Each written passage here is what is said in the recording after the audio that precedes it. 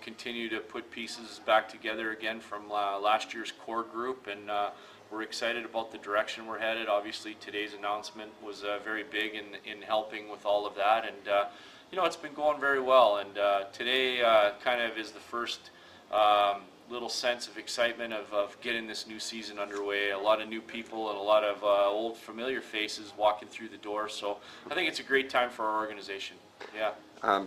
Is there anything different, I think, you're looking to see, through this off-season signing and building process that perhaps maybe you didn't see on the ice as a total package last season? Well, I think that there's always things that you want to look to maybe shore up. I mean, obviously, we fell a little bit short of our ultimate goal, winning the championship, but at the same time too, I think it's real important that we continue to keep the strengths of our hockey team, and a lot of that had to do with the character and the teammates that we had that really helped us accomplish what we did. So I don't think you want to mess too much with that, but at the same time too, I think you want to look to maybe upgrade in a few areas if you can, and hopefully we can make the right choices here and get this thing accomplished this year and year two.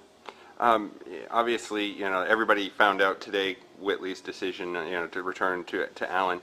You, as a GM and head coach, have a little bit more insight. How much more time did you have with that knowledge? Well, it hasn't been much. It's pretty fresh. I mean, it's pretty fresh, and I really credit our organization, the front office people that come up with the idea, and I thought it kind of put a really kind of a cool spin on what we were trying to do. But I had known for a few days here with regards to Chris and what his intentions were. Obviously, we gave him some time to really consider what direction he wanted to go, and again, we're very, very excited to have him. He's a huge part of our hockey team on and off the ice, and it's a good day for the organization.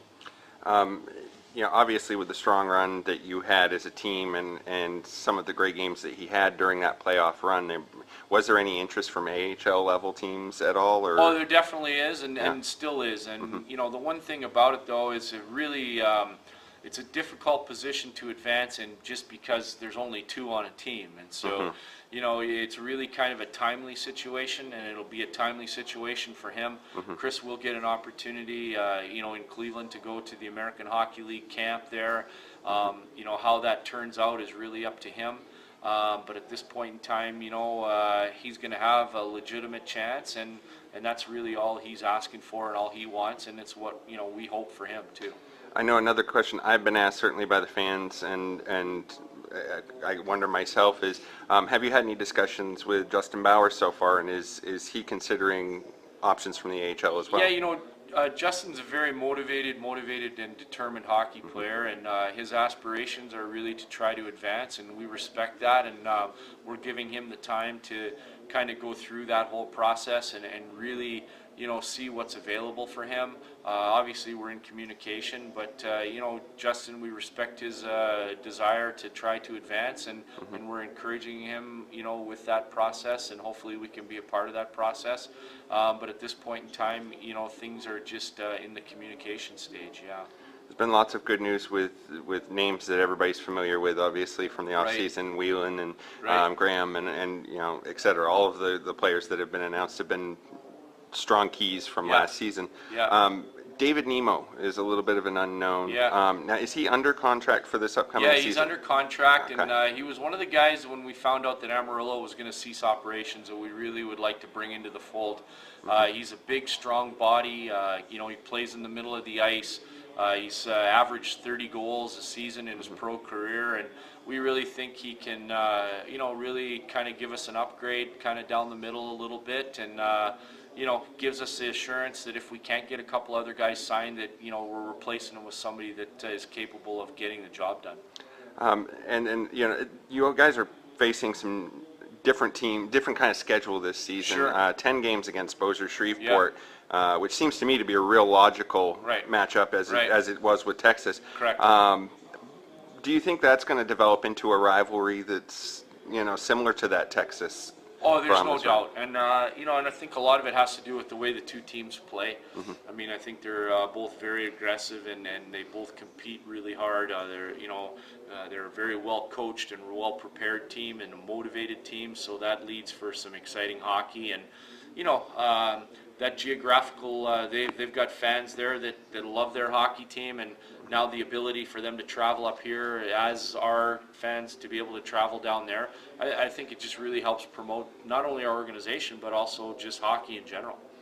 There's 5 new teams in the CHL this year, thanks to the merger with the IHL. Right. We're only facing one of them though, with Bloomington. Was that a surprise to you as far as that goes? Or? To be really honest with you, that whole process has been a little bit of a surprise from day one. There's not a lot of information that's been really come out of anything, and a lot of that has to do with just kind of the planning and the timing of this whole merger. Obviously, we're excited about it. We don't know what it entails. We don't know what it really looks like. We are excited though in the fact that we're adding some really solid and franchises with a lot of tradition, and it can only make things a lot better. How some of this is going to play out is really still kind of unknown and is at the hands of the league level right now.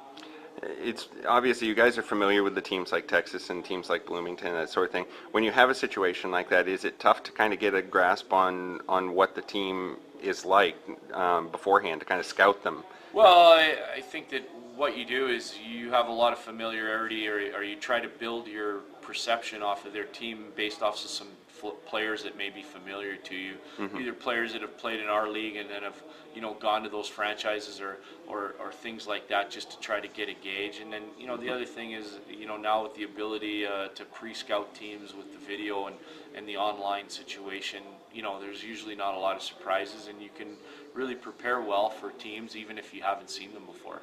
Great. Well, thanks for taking some All time. right.